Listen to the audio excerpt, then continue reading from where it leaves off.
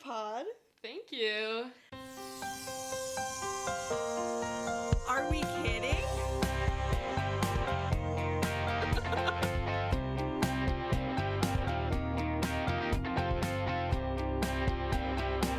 Oh my gosh, I love that. Everybody, welcome back to another episode of Life According to Nikki. Today we have a special guest named Emily. Hey. Emily, why don't you start off and tell the people how we know each other? So, how open are you with, like, where you work and stuff? Like, should I be vague? I'm a co-worker. You can tell. Okay, we work at a sex shop together. I love the consent beforehand, though, because I'm the same way. Like, I won't tell people where I actually work unless they're going to be all right with what I'm about to say. Real. Yeah, we work at a sex shop. We talk about dildos together. Just kidding. But we do talk about dildos. Just kidding, but, like, actually, that's true. Yeah, we talk about other things, too. We talk about the vibrators. So it was yesterday night. You were talking about how you had a podcast, and I'm like, I want to be on a podcast. I'm an attention whore. Please put me on your podcast. Because it's my dream to be on a podcast. I've never done this before. Oh my gosh, you're accomplishing your dream right now. Yeah. This is so exciting. Yeah. And honestly, when you said you were like, I'm an attention whore, I was like, dude, that's my line. I say that constantly. Yeah. I'll say something. I eat it up since birth. I'm eating it up. I do things just to get attention. Like, I was that kid at school. Oh my gosh. Were you like a class clown type of person? I tried to be, but it didn't work. I was always, like, jealous of, like, the kids who could make everyone laugh. Because I had really bad anxiety, like, unchecked anxiety as a kid. So I wanted to be the class clown so bad, but actually I was so anxious, I just, like, hid back. Okay, just really quick question. Yes. Going back to the whole, like, sex store thing. Yes. Do you tell people where you work? It depends on the person. Yeah. What do you say if you're, like, they're not ready to hear the answer? I tell them I work at a lingerie store. Oh, okay. Usually they react better to that. And other people, sometimes I say I work at an adult store. Depending on the person and their level of awkwardness. For me, I say I work at a boutique. Oh, that's a good answer. I used to tell people I worked at a bra store. But then my aunt started asking too many questions, and I was like, never mind. She's like, oh, do they fit you? I want to go to a bra store. I need a good bra. I'm like... You're like, Not those kinds of bras. They're not supportive. No. They're meant to be taken off. Yeah, wear them for 15 minutes. That's max. They're short-term bras? Yeah, real. Yes. It's a fun store. And it's also fun to help people. Help people, like, realize that, like, sex isn't bad. And it isn't, like, bad if you use toys. Like, do not be ashamed about it. All right, up first on our things to talk about. What have you been watching? And what have you been reading? Because you're a reader. I'm a big reader. Oh, let's look at my list. I'm forever. It's kind of embarrassing how big of a stan I am, but I love South Park, dude. I eat it up, okay? I have a little Cartman, like, I don't know, he has, like, little suction cups on my car window. He's, like, hanging, like, with a sad face, like my little prisoner. And I mean, Cartman as a person sucks. Like, he is an awful person. Like, you line up all the crimes he's done, like, he deserves, like, the death penalty, honestly. But, like, it's a good show, dude. Tweak is forever my favorite character because he has anxiety and I relate. And, well, actually, okay, you want to know some lore about Tweak? Please. He is anxious all the time because his parents are coffee shop owners, but their coffee isn't good, so they lace their coffee with meth, and then they test the different, like, concoctions on their son, so their son is, like, constantly tweaking on meth. But that's why he's so anxious. These are, like, third graders.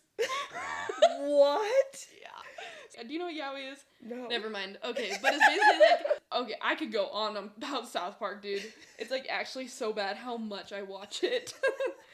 And I reference it every day. I have to fight the urge to be like, oh, there's a South Park episode for that, or I'm quoting it. It's, like, actually bad. Have you seen South Park? I have not. Maybe you shouldn't. I literally was about to say, like, should I? No, not really my vibe. It takes a specific kind of person to like it. But I love that for you, though. Thank you. I've also been reading sci-fi. I always love sci-fi. Okay. Every time I ask people, oh, what do you read? it's never sci-fi. So right now, I have 4 like audiobooks checked out on different library apps. And instead of listening to all those before they're due, I am rereading The Martian by Andy Weir for like the 7th time because it is a good freaking book. Have you seen the movie? I've seen the movie. Yes. I didn't know it was a book. So good. I love the movie. Right? I love the movie. You basically, if you haven't watched it, it's this guy who gets stuck on Mars and it's like how he survives. But what I love most about it is it's very scientifically plausible. Besides the Mars part and also the storm on Mars, the winds on Mars would never get strong enough to cause damage like that because the atmosphere is so thin. I think. I'm going to be, like, wrong, and everyone's going to be like, she's actually wrong about that. But, like, whatever. Hey, we don't fact check on Life According to Nikki. For real. Because this is life according to, like, whoever's on the pod. This is my life. Yeah, this is your version of how life exists. Yes. And in your version, the winds can't get high enough. Mm-hmm. And that's all we need to know. The scientific part is, like, how he grew potatoes, how he farmed his own shit, like, how he made water. And, okay, actually, I have a problem with the scene in the movie where he makes water and he, like, blows the hab up. He should have died. Doing that and making the mistake he did, that explosion would have definitely killed him. But, for the plot, he didn't die. Would have been a real quick ending to the movie had he died. Well, and if you can't tell, I very much love science. I love hard science fiction, like, really scientific, like, stuff. I love physics. That's my favorite. So I really enjoy reading about it, especially in, like, a fiction setting. Yeah. Because it's just, like, combining my 2 favorite worlds. So that's why I love sci-fi. That's beautiful. Thank you. I also really like reading a lot of books on economics. I think it's super interesting, and I'm like, oh, maybe I want to study this. But really? Yeah. Okay, what books are you reading on economics? Right now, I just finished Freakonomics. Super Freakonomics. It's a sequel to the first one. It's basically... there are a whole, like, connecting through line. It's a bunch of different, like, scenarios of, like, the economics of different things. The whole through line is people respond to incentives. So there was one, you know what, you might actually like this one. There was one section on the economics of prostitution. Is very interesting. And I'm like, okay, now I know how to be a prostitute most successfully. Like, talking about, like, the differences in, like, clientele with pimps versus, like, self-employed just on the street. Or, like, what customers pay the most and, like, how you get the most out of customers, or just, like, all these different things that are just, like, you never think about. But yeah, people respond to incentive. This book was written in 2009, so a lot of it you have to take with a grain of salt because a lot has changed, especially their section on global warming. That section I did have a little bit of a problem with, but they have a podcast now called Freakonomics Radio, and that's very interesting because it's, like, the same thing but up to date, Yeah.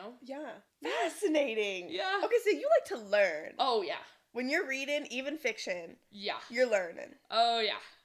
Yeah, and I do love, like, a sci-fi, like, space opera. Like, Red Rising. So freaking good, dude.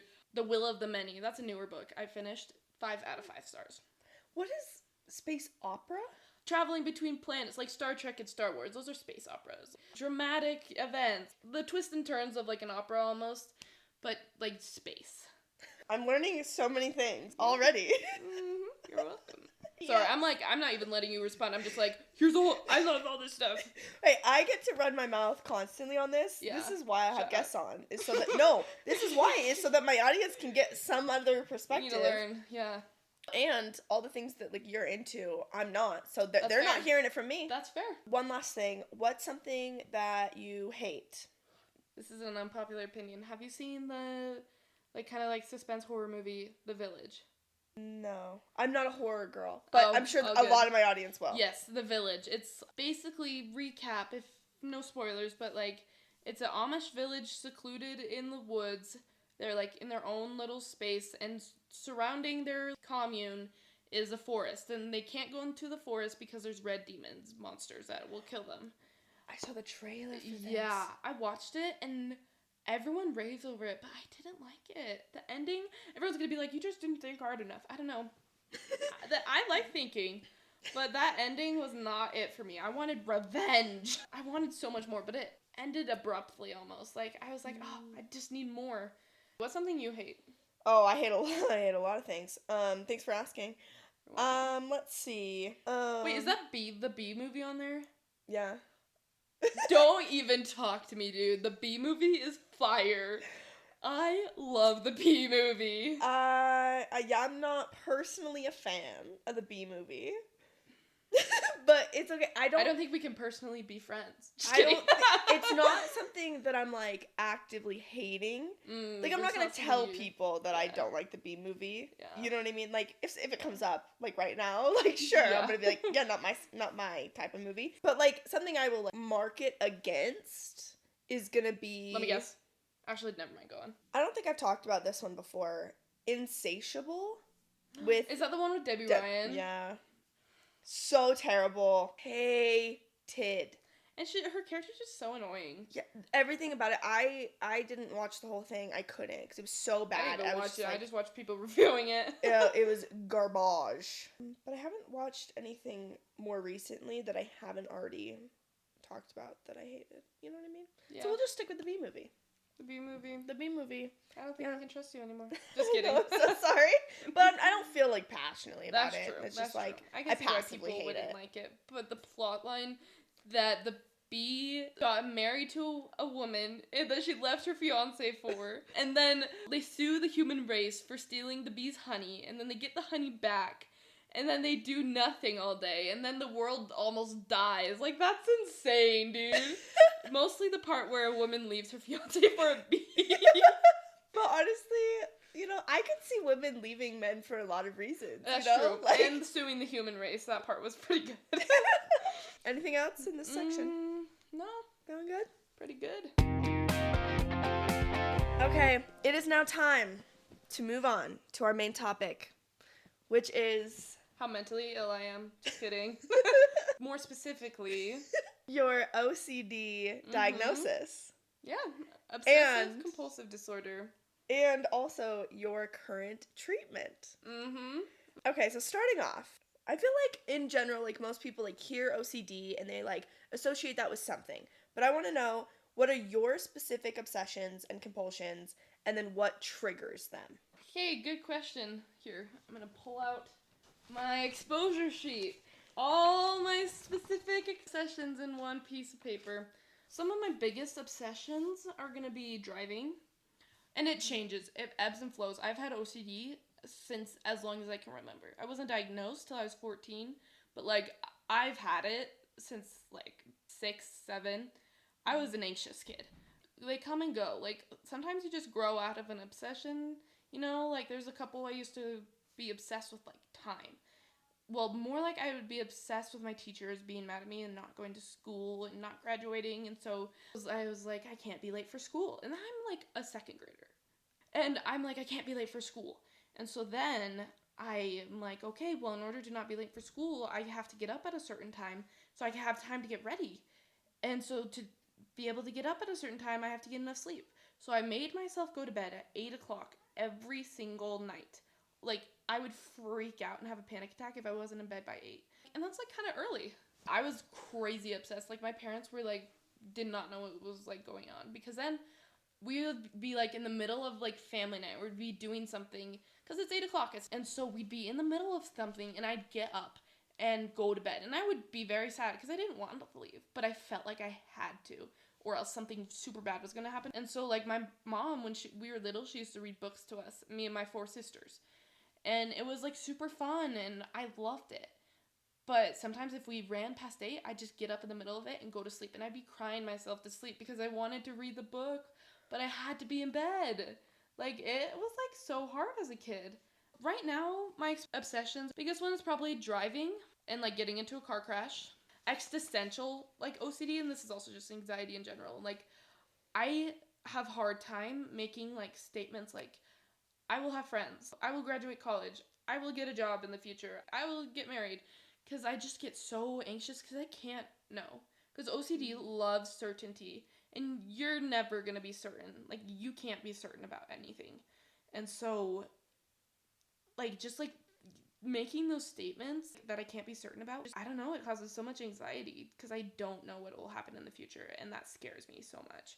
Oh, and then my food OCD. That is also a problem. I waste so much money on uneaten food because it's like the food is contaminated / expired. I have a hard time making meals from scratch because if I'm cooking and then suddenly I get like an intrusive thought like, oh, that can of tomato sauce was expired. This food isn't okay anymore. This food isn't safe. And even if it isn't expired, oh, it's bad.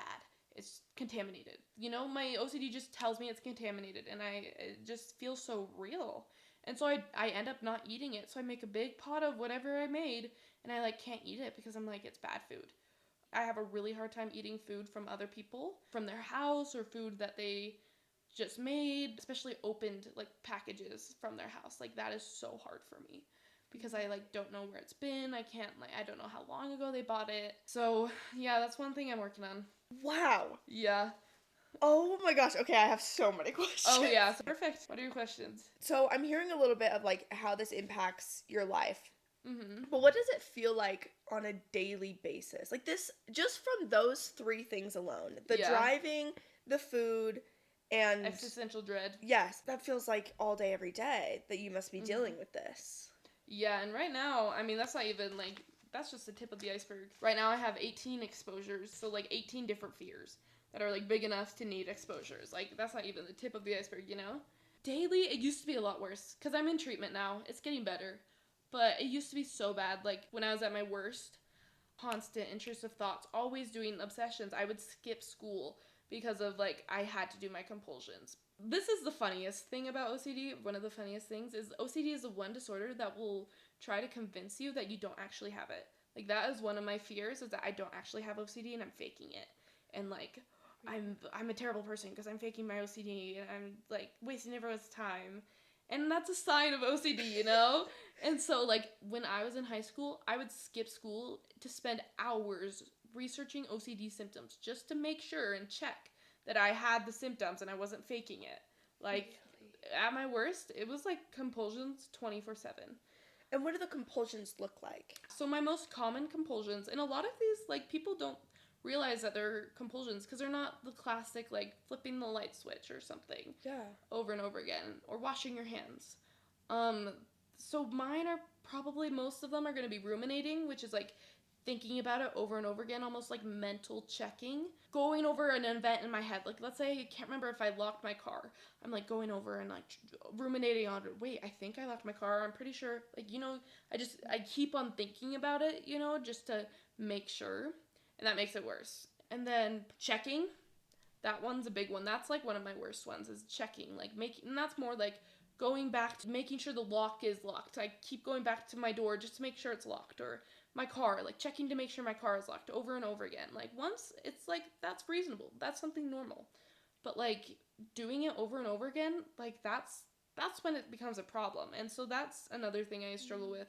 And the third one I think is most common for me is reassurance. This one, a lot of people, they don't realize that's a compulsion. But asking people for reassurance is like a huge compulsion. And that's where like it's hard for like family members, because they want to tell you, like, if, like, let's say I'm asking you, like, you don't think this thing bad will happen, or you don't think someone will break into my car, or you don't think that I'll die, or like, you don't think we'll get in a car crash, right? Like making sure that you don't, like, just, you know, asking for reassurance. And a lot of people who see their loved ones like going through OCD, they want to reassure you. They want to be like, yeah, I know it's going to be okay. But that's like the worst thing for OCD. By reassuring them, you're confirming the threat. You're telling them, yeah, this is something to be worried about. You asking for reassurance makes you feel better. But eventually you need more and more and more and more, you know?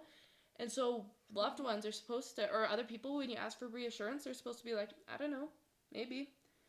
Really? Mm-hmm. And that is super hard for me.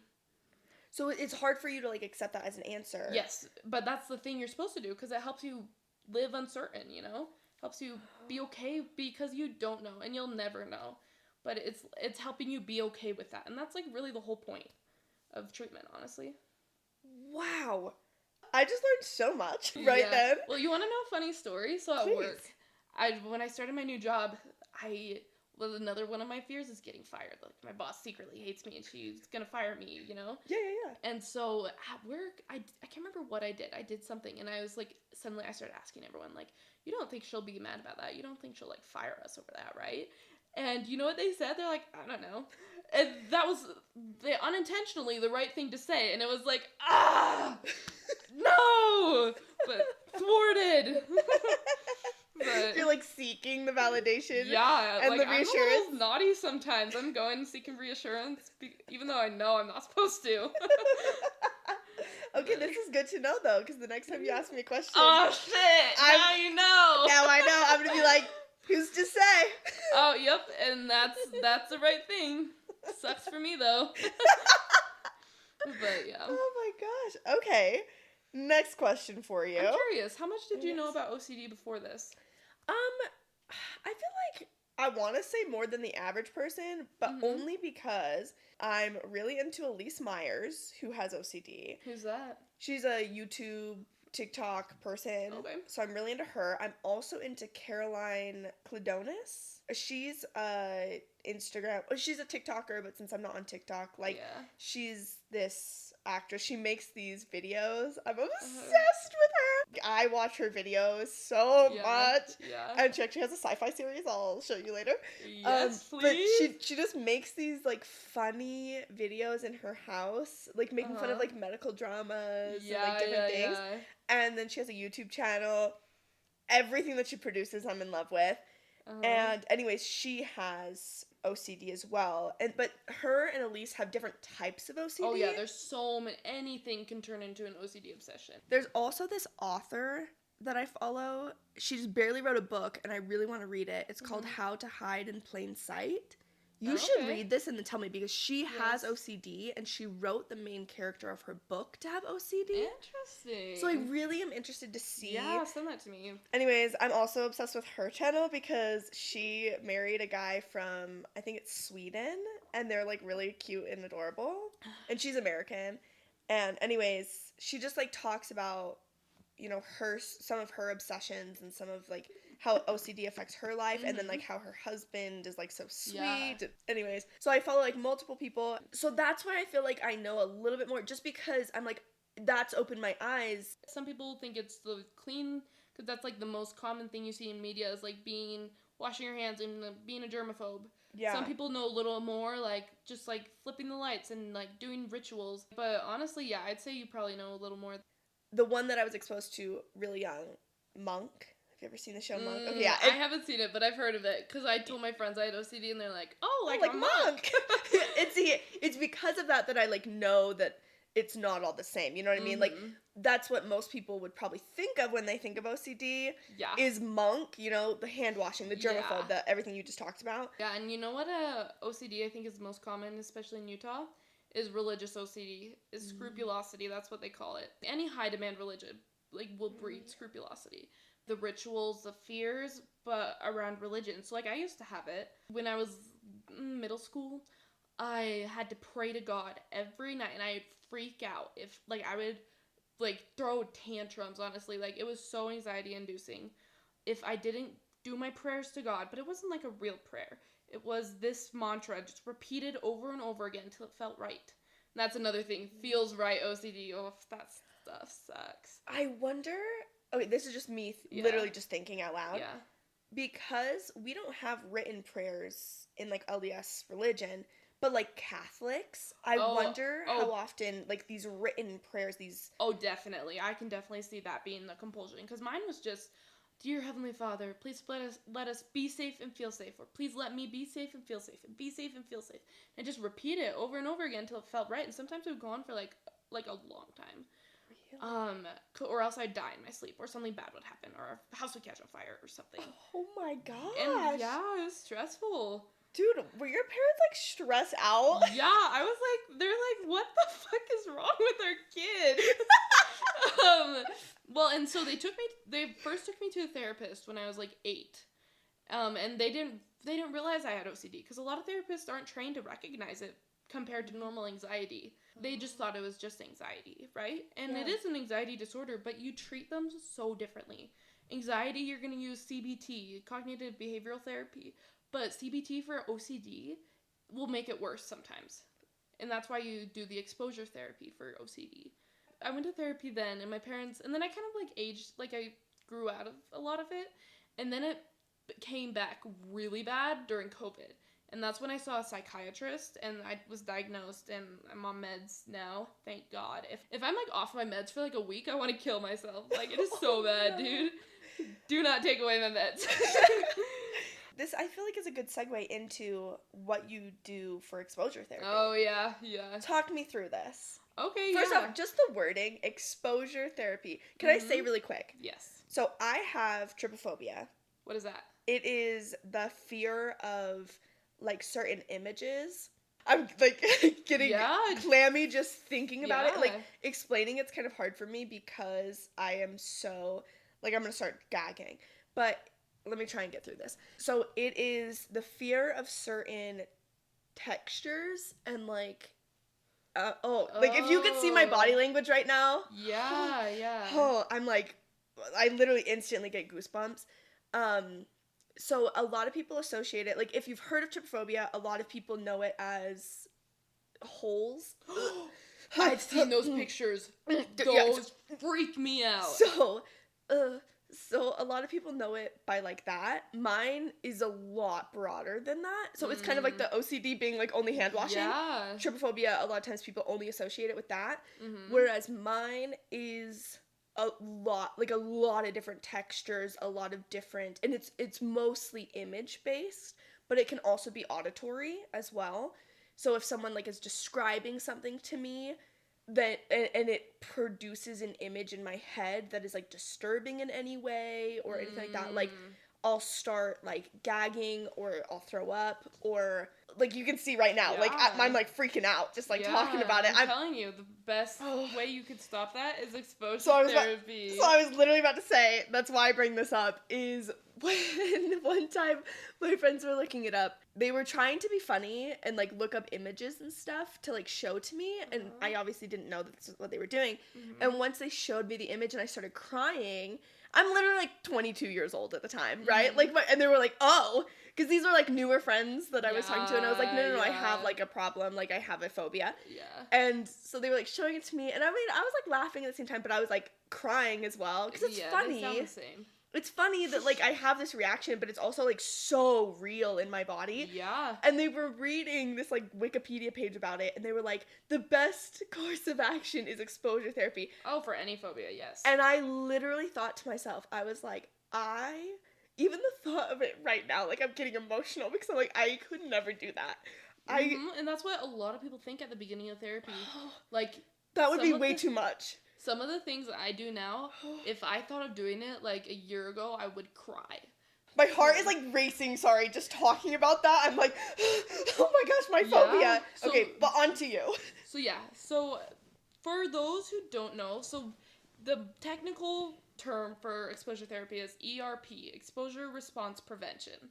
Okay. And that's specific to OCD, but it can work. So they treat, at the center I'm at, they treat OCD, anxiety disorders, so, like, social anxiety, general anxiety, stuff like that, PTSD, and body dysmorphia, because those are all things that exposure therapy works great for. So, like, there's some people with PTSD who have to face the things that have caused them, like, flashbacks or all the fear, and it helps. What they do is you find, like, your root fear, and then you create exposures to face them. So, like, if your fear was pictures of stuff, what they do is they'd have you look at pictures, and at first you might cry. Oh, there's been so many times where I break down crying in that room because I'm so anxious. And so then they ask you, what are your SUDS? SUDS is subjective units of distress scale. Okay. And so, like, it looks like, so it's like a 1 to 10, 10 being, like, most stressed ever. So, like, looking at you, probably, like, around there. And so you're looking at me, my body language, like, talking about this, I'm like, and so I'm, like, basically in fetal position. And so their whole thing is, like, now that we've exposed you to the threat, we aren't gonna neutralize. That's what they use the word. They use the word neutralize. So, because it's kind of more general. It's not a compulsion per se, because anxiety has neutralizers, body dysmorphia, PTSD, they all have neutralizers. Neutralizers are going to be something you do to, like, avoid the threat, or, like, something you do to, like, counteract the threat, but it's not necessarily a good thing. Like, if you're afraid of germs, so your neutralizer would be to wash your hands all the time. Or I'm afraid of eating bad food, so my neutralizer is to check the expiration date again and again, or just avoid the food, throw the food away, not eat it, buy new food. And so what they want you to use is skills. My two favorite are radical acceptance and ride the wave. I don't know. Are you familiar with any of this? Those two, yes, because I work for a sex therapy practice. Oh, and yeah. we talk about radical acceptance all the time. Yeah. I'm not a therapist, so I don't do those sessions, but like I obviously have to know what my clients have been working on before they come to me. So many of them, they have to figure out radical acceptance before they can come to me. Yeah, so a lot of like the existential stuff like is great for radical acceptance. Like my existential dread or my car driving OCD like is I might get into a car crash. I might not graduate college. I might not live the life I've planned. And I like radically accept that. Like I might not like it, but it's something I can't change. Oh, here it is. Freedom from suffering requires acceptance from deep within. You have to accept things the way they are. You can't change things when they can't be changed. To accept something is not the same as agreeing with it or approving of it, but just like acknowledging it is what it is. Yeah, I can't change the fact that I can't predict the future. Yeah. But I can like radically accept, yeah, it might happen. I don't know. And then ride the wave is also another one I really like, is that your emotions come and go. A very common fear, I have this too, is like you'll be uncomfortable, like unbearably uncomfortable. Like if you do this, like it'll be so unbearable. But eventually it'll come and go. Like sometimes with my OCD, when writing, there's like bad words that sometimes I get like you need to replace that word with this word. And so unless I do it, I get so uncomfortable and I like can't focus on anything else until I like replace the word. And I'm like, oh, like it feels like it'll never go away. But eventually it does, you know? And so at first, like you could look at pictures of stuff and be so unbearably uncomfortable and it's just so hard and you're crying, but you do it over and over and over again and eventually your suds stop getting as high and they come and go faster and faster till you look at it and can be like, I don't like the look of that, but it's okay. Oh, wow. I don't know if I'm there yet. I don't. That's valid. And like it's a lot easier to do it in a clinic where people are forcing you to do it. Oh, yeah. No, I couldn't do it by myself. No, I would need someone to strap me to a chair and guide you. Force me to do it for sure. And especially when you're at an emotional like high distress, it's also really important to have someone like there to help you in that. Yeah. Okay, so tell us about, you were talking about the other day one of your exposures with the car driving. Oh, you know what I did today? What'd you do? Okay, so my therapist challenged me this week for every day to watch compilations of car crashes. Because that's like, I get like intrusive thoughts like, oh, if you change lanes right now, that car's gonna crash into you. Or like, oh, your tire's gonna blow out. That's one thing I'm really bad at, is I pulled over and check my tire pressure. Because I'm so paranoid I have a flat tire. And so I'm like always checking my tire pressure. It's like I'm on the way to something and I literally pull over on the highway to check my tire pressure, you know? Even though I've never had a flat tire. And so I watch the videos of the car crash. Like I'm exposing myself to like, I'm leaning into the threat. That's what they say. You lean into it. I'm like watching videos of people who do get in car crashes. And at first, like it was so hard, like at the beginning of the week. And now it's not as bad. So today I watched a bunch of car crash videos and then I went on a drive right afterwards on the freeway. And that was hard, let me tell you. I was adding more to the threat. You know, I was driving after I watched a bunch of car crashes. But like honestly, it's getting better. Like I'm not getting intrusive thoughts and I'm able to like push them away like someone without OCD would be able to do. Wow. Good for you. Thank you. Good for you, Thank seriously. You. So I'm like at work, I come from work and sometimes I'm like so shaken up. I'm like, I can't do this right now. I just like literally had the worst anxiety ever and now I have to act normal. Yeah, I don't know how you do it because I would not be well after some exposure therapy. I'll tell you that right now. Right? Because even like just like the thought of thinking about it freaks me out. Yeah. Usually I'm fine. In the day-to-day, like, unless there's something, like, really extreme that triggers it, and then I'm like, oh, I don't like that. But usually I can, like, look away pretty quick from my phobia. But if I see something or I'm exposed to something, then for the next, like, 20 to 30 minutes, I'm gonna see everything. Like, I'm gonna have a problem with a lot of things that I was fine with 20 minutes ago. Yeah. No, that's, like, me with food. Like, once I, like, see one bad food, like, all of it is questionable. Like, oh my gosh. that's why I waste so much food because I'm just like, oh, never mind, I'm throwing that away. Wow. Good for you for doing the exposure therapy and doing all this, because that's genuinely so impressive. Thank you. Yeah. Wow. Okay. Shit. My last question for you on this topic is, what do you wish that other people understood about OCD? I wish people would know that there is so much to OCD. You most likely know someone with OCD right now, and it's probably the person you least expect. Like, when I told my teachers that I was going to treatment because I had to, like, leave class or whatever, they're like, really? I would have never guessed you had OCD. Because sometimes it's not visible. Like, a lot of the times it's mental obsessions and mental compulsions, like reassurance, ruminating. All that stuff is, like, you don't really see that. OCD runs way deeper than you think. And I mean, it's not like everyone has to immediately educate themselves about OCD, you know? Because it's also very niche. But just know that, like, it's not what you think it is, and it's a lot more serious than you think it is. Because I see a lot on media, like, oh, my pencils are not organized, I'm so OCD about that. Or, like, oh, I always have to clean my room, I'm so OCD about that. Something is, like, crooked, and I'm so OCD about making it right. But you're, like, that isn't OCD. OCD is so much more than organization or cleanliness. And I just wish people would know that, like, it's not just something trivial, you know? Yeah. Oh my gosh. The fear it causes. Like, you know, even just, like, talking about your own fear, like, it causes so much stress. Like, the worst fear, but one of my old fears was my parents were mad at me. When I thought my parents were mad at me, it felt like my heart stopped. I thought I was gonna die. Like, the most awful, most intense fears of my life are over something like my parents being mad at me, you know, something normal. And so, yeah, OCD is so much more debilitating almost, and just more suffering. Like, it's a lot more harmful than people think it is. Like, it's not helpful to have OCD because it keeps you organized. It sucks. Yeah. And also another thing, if your OCD friends are asking for reassurance, do not give it to them.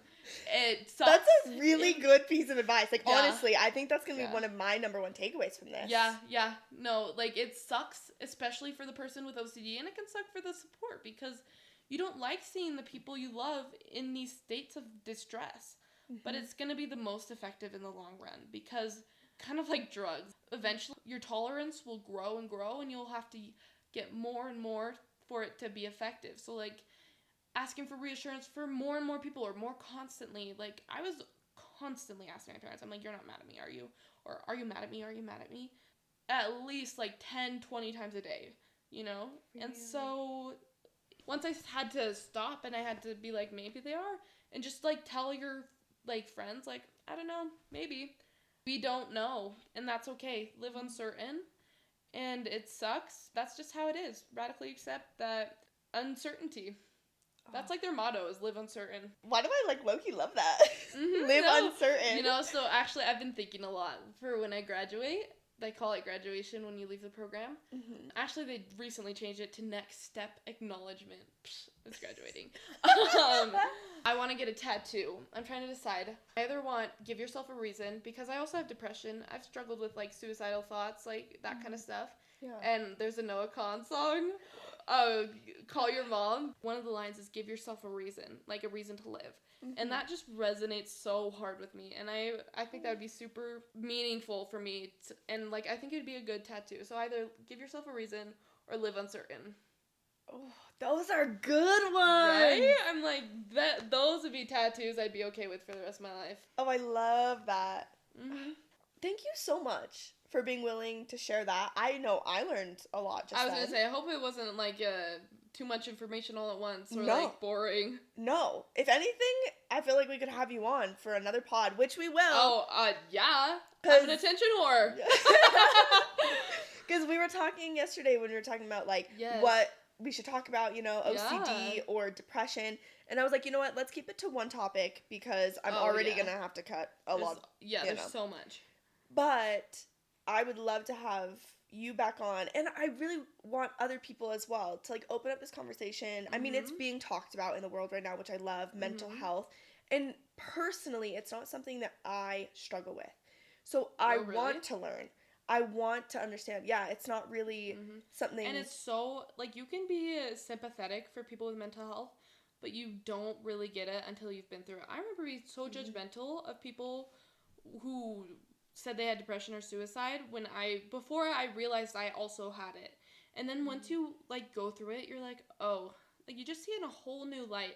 And it's not necessarily normal to want to kill yourself, but, like, it's a thing. Like, it's not something that we have to be ashamed about. I've been through lots of treatment centers. I've been to psych wards, residentials. Through high school, there's never a year where I wasn't in a treatment center at one point. I wrote an essay for my college admissions about that, how I was gone for half of high school, and I got a scholarship, a merit scholarship. Really? And also I got really good grades. I missed half of high school, but I still had like a 3.9. So, okay. Anxiety. Yeah, see, this is the kind of conversation, because I know I learned a ton just now from you talking, and I feel like everyone's experience is valuable. And even if it's not something that I can relate to or somebody else can relate to, I think that there is value in learning and listening. Common humanity, too. That's a big thing they talk about. Is the reason we do it in a group setting and not a one-on-one with a therapist is because, like, it is so, not necessarily relieving, but it lifts you up when you know that you're not the only one. Other people struggle with these things too. You're not the only one, because, like, some OCD people don't want to talk about because it's so disturbing, like pedophilia OCD or sexual OCD. I had pedophilia OCD, where you get intrusive thoughts about, like, sexual things with children. And you feel like you're a terrible person and, like, you're the only one who has this. But pedophilia OCD is one of the most common forms of OCD. And so, like, common humanity, you're not the only one. It's okay. Or, like, sexual intrusive thought. Like, let's say you think about rape or you think about strangers' sex lives and you feel like such a disgusting, perverted, awful person. You're not the only one. Like, it is an actual disorder. Like, this is not abnormal for OCD. I bet that that's really, like, comforting in a way. And see, and I think it's helpful for people like me who can't relate to that to, like, hear these things so that we're not shaming other people, so that we can understand, like, how can I help? How can I be supportive? How can I either not validate if that's going to be more helpful, you know? Like, it's like the things you don't expect. And that's another thing I'd like people to know that now that I'm thinking about it, is OCD can sound, like, disgusting and sometimes. Like I said, pedophilia OCD, you'd hear that and you'd be like, oh, that is, like, disgusting. Why would you have sexual thoughts about children? Like, when I worked at the daycare, it was so bad. Because I'd be around these kids and I'd get all these sexual intrusive thoughts and I feel like an awful person.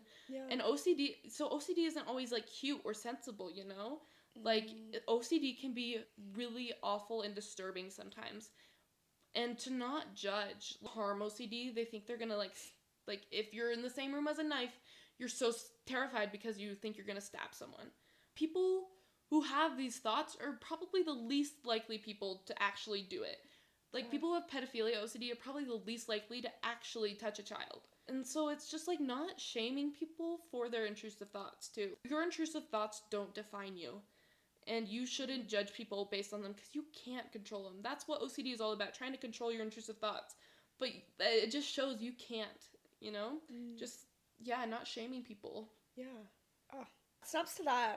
Thank you. No shame, just learning, just educating, getting help when you need help, supporting those that need help, and doing all that you can as if you're a support person to show some common humanity. I love that. Now are you ready to climb up to your hills that you will die on? I will die on a lot of hills, okay? I'm a very opinionated person. Oh, I'm ready. willing to die on hills, okay? I'm willing to go to the extremes. I think the biggest hill I will die on is Adam Driver is the hottest man alive. He plays Kylo Ren in Star Wars. He has the big nose. Okay. Hear me out. Okay. His nose is so unattractive, it becomes attractive again. I have read that man's Wikipedia page way more than I'd like to admit. Adam Driver is so freaking hot. You cannot deny that. And he is a really good SNL host. Everything about him is so attractive. Okay, and you're gonna die there. Oh, I will definitely die on the hill. And Pete Davidson, he's also on SNL. He kind of looks like... Oh, I know who Pete Davidson is. He's so attractive, and a lot of it's personality. I dig the comedian vibe. A man who's willing to admit his faults, his struggles. That's what I'm attracted to. An emotionally open man. Okay. So that's a hill I'll die on. What do you think? Do you like Adam Driver? I personally am not attracted to him, but that's not like a hard... I'm not going to die on the hill that he's not attractive because I haven't seen the Star Wars. I haven't seen anything that he's in. Yeah. So, could that opinion change? For sure. Yeah. I mean, there are a lot of, like, actors, like, Timothée Chalamet, for me, I was like, ew. Rat. I know, I originally was like, ew, no. But when I watched... Little Women. But when I watched Little Women, I was like, you know what? I'm starting to understand the hype. You know what made me understand the hype over Timothée Chalamet? Please. SNL. SNL changes celebrities for me. When Timothée Chalamet hosted SNL, he is such a good SNL host, dude. I was immediately attracted to him. Okay, so good. This is actually so funny that we're bringing up SNL because Yes. one of my hills... Well, actually, it's not even a hill. It's just a question at this point. Who's watching SNL? Do you watch... Oh, yeah. Every week. Weekend update on Mondays. Highlight of my day. See... Here I am over here being like, I think the only people that watch SNL are like celebrities to like make themselves feel good. I didn't actually realize people were still watching SNL. Oh no, I love SNL, dude. Okay, this is great to know. Yeah. No, it's actually bad because I'm like, I talk about it so much. I'm like, have you seen that SNL skit? What's another hill you've got? Okay, I told you this one last night and you were very opinionated. Mean Girls 2024 is one of the best movies of the year. I said it. What makes it good to you? Okay, but the main lead, I didn't think she was that good of a singer. Renee Rapp was amazing. Katie. I thought you were talking about Renee Rapp. No. Okay, I'm leaving. No, I love Renee Rapp. Okay, my flex is I've been following Renee Rapp since she was on Broadway as Regina George, because I was a theater kid, and I was obsessed with her. I followed her on Instagram, like, I was one of the OGs for Renee Rapp. I liked her before she got big. And see, I didn't know she was Broadway. I listened to her intro album when that dropped. I didn't know she was an actress. I didn't know anything about her, but I listened to her intro album. Loved it. One of the best albums, honestly, ever. Like, and it's just an EP. Snow Angel 2, so freaking good. See, I didn't like Snow Angel as much, but I will die for her intro album. That one? In the Kitchen. Yes. And friends, strangers, to lovers, to enemies. Renee, you ate! Okay, but Katie wasn't that good of a singer. No. Okay, hear me out. These are why I love Mean Girls 2024. Please. I don't know if you're familiar with the musical, like the actual Broadway musical.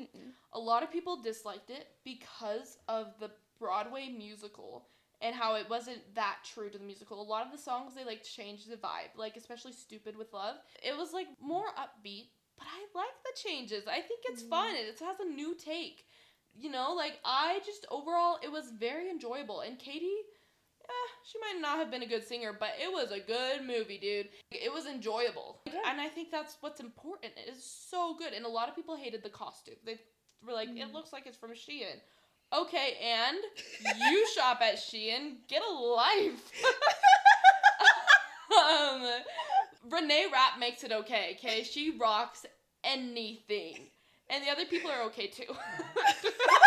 And period. No, everything about that movie I'm obsessed with. I love that movie. And Regina George acted and looked just like my girl I have a very complicated history with in high school, okay?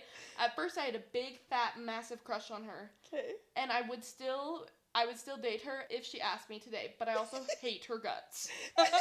She is a bitch, dude. I hate her. You're like, let it be clear. Hate her, but... Yeah. I would also be her girlfriend today. Oh, yes, I would. Please be my girlfriend. It would be such a toxic relationship, but I really want to be your girlfriend. Okay, any other hills that you have? This one, I don't know if you're that familiar with anime. I'm an anime girly. Okay. But everyone in the anime sphere are, like, talking about all these shonen, like, that's, like, boys anime. Like, action, shonen anime. They're, like, power scaling. They're like, oh, this character's the strongest. He'd defeat this character in a fight. Blah, blah, blah. This anime is the GOAT. No.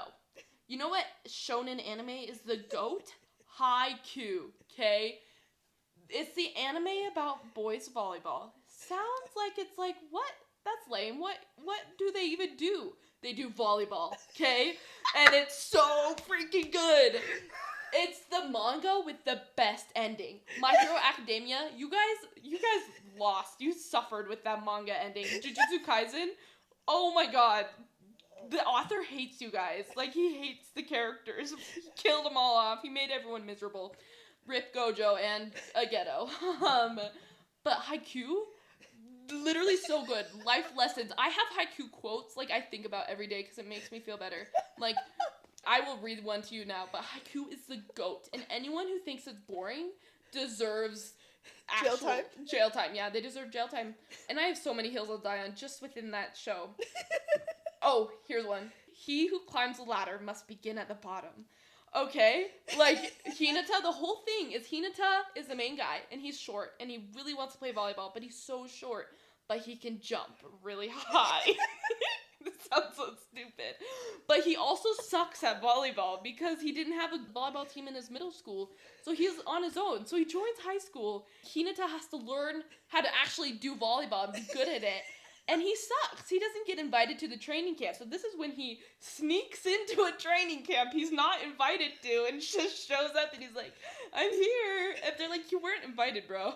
And so he gets in trouble. And then his coach tells him, he who climbs the ladder must begin at the bottom. Like, you gotta start somewhere. You keep working at it. And eventually he goes to the Olympics and oh my god. And it's also really gay.